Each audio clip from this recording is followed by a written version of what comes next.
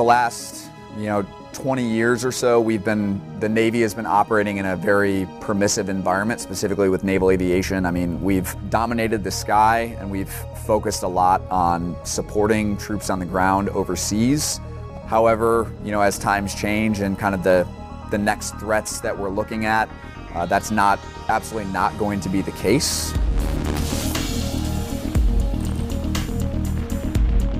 My name is Jamie Schrock, call sign Paul Walker Jr., and I'm an adversary pilot at VFC-12. The mission of our squadron of VFC-12 is to support the fleet in their training, i.e. by being professional adversaries, giving them the most realistic simulation of other aircraft that threat nations may fly across the world. I have the awesome privilege and the awesome responsibility of being the commanding officer of VFC-12. We take fully capable fighter aircraft airborne, simulating the most technologically advanced threats to the best of the airplanes and the pilots' aircrew's ability, and we fight the fleet, whatever mission they're training for. Those airplanes and those assets, those people need to go into combat prepared for those missions. And that's where VFC-12 comes in. That's where the professional adversary mission comes in, because you can't just sit at a classroom and think about aerial combat or defensive counter-air. You can't watch tape of the combat unfolding. You can't go to a whiteboard and teach like it's, long division. The active component, the regular Navy, has to get their reps in training. They have to sit in the airplane. They have to face opposition in aerial combat, whether that's beyond visual range or within visual range. And professional adversaries like Fighting Omars, like VFC-12, we give that to them. We take it as serious as life and death, their training, because once they leave our national waters, it is life and death. Squadron motto here is, we win today so that they win tomorrow.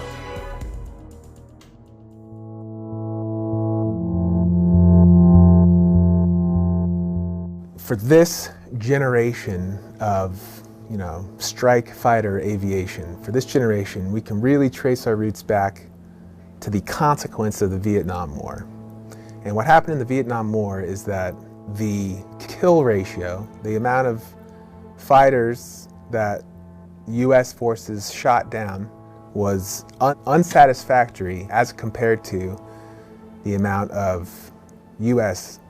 airplanes that were shot down. I don't know what the kill ratio is, but it wasn't good enough. So a gentleman by the name of Robert Alt did a study on the shortcomings of U.S. air combat, U.S. air dominance in the Vietnam War, and the consequence to that in the Navy was the creation of the United States Navy Fighter Weapons School, more commonly known as Top Gun.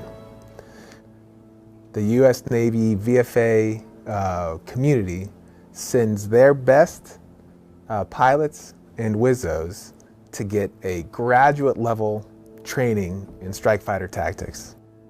The duty that comes with graduating from the United States Navy Fighter Weapons School is to carry on the mission of strike fighter aviation via instruction. And so I think that units like VFC-12 are that much more important, because the training we provide here hopefully makes those aviators that are going overseas to do our nation's bidding, it makes them ready to encounter anything that they might see anywhere across the world. And someday if an aviator who is trained against VFC-12 or trained against another adversary unit finds him or herself going up against an adversary that is a peer threat or even greater, and they come back safely to their families, that's what we want to hang our hat on as an adversary unit, in that we provided that training to make them ready to come home to their family at the end of the day.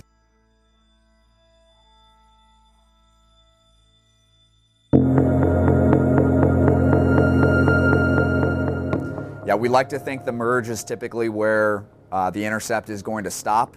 If the blue forces are doing everything right, that's kind of where it should end. So typically we're flying, hundreds of knots as we approach the merge. And then if you do make it to the merge and get into a turning engagement, now you're pulling up to 7.5 Gs, so 7.5 times the weight of your body is what you're feeling in the cockpit. All of that physical part, in addition to kind of the mental aspect of assessing what the other player is doing and applying your best game plan. But in almost all of these cases, the rules of engagement involve the good guys, the blue air, to visually confirm that they are going to engage what we say are threat aircraft, the bad guys.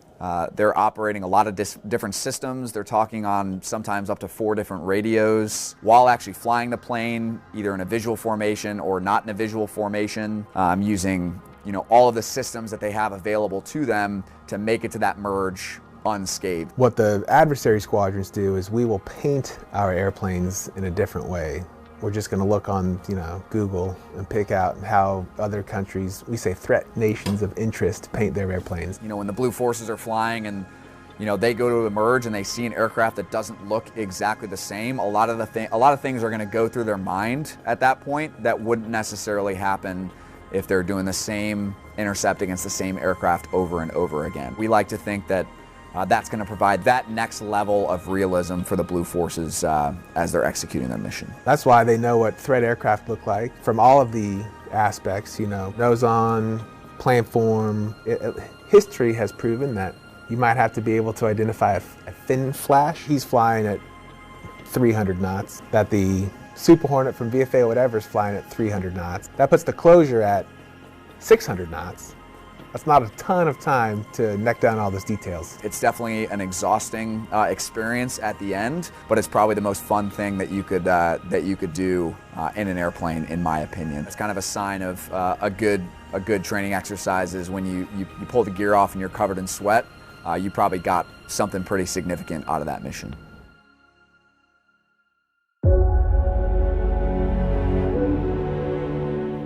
I was 12 years old when my pop took me to Marine Corps Air Station Miramar in San Diego to the air show.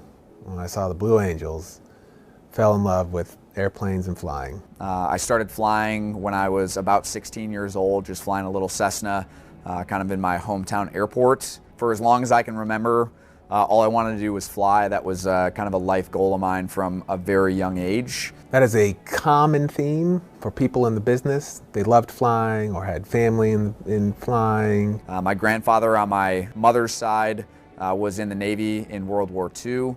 I have some Navy family on my father's side as well, so we're a fairly Navy-heavy family. And so when I kind of combined the Navy with wanting to fly and wanting to serve, I think naval aviation was the perfect spot to do that. I told you I was 12 years old and I saw the Blue Angels. Well, a family friend was a old Navy fighter guy. He was an F-8 pilot, an F-4 pilot, an F-14 pilot. And he'd come around the house and I was just gaga. And then what? How does this work? What do you do? What was that like? This man was so patient, so kind. All of the time in the world for all of the questions. There were a lot of hurdles to get to where I am today, but I think it's been my dream for a long time, so I'm happy to have gotten the opportunity to fly, and specifically to fly the F-18. And it's really neat because we have a family friend who they have a 10-year-old son who's in love with airplanes, and he's nonstop questions, just like I was with Captain Bernard, nonstop questions. And his mom's like, oh my gosh, he should leave you alone. I'm like, this is exactly how it works. Because, as good or great or the best that this VFA, as good as they are, they're gonna come back and they're gonna graduate to whatever. And there needs to be inspired, motivated, qualified, new blood ready to do it and to do it well.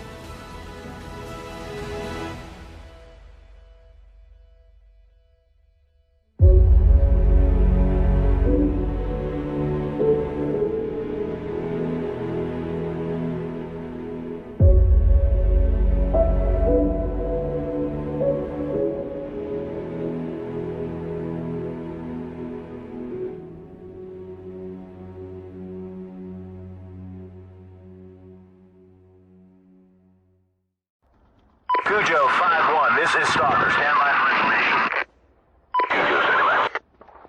TOT-20. Close in fire support. Non-standard -1 to -12. Then +4 to +2. Gun target line 050.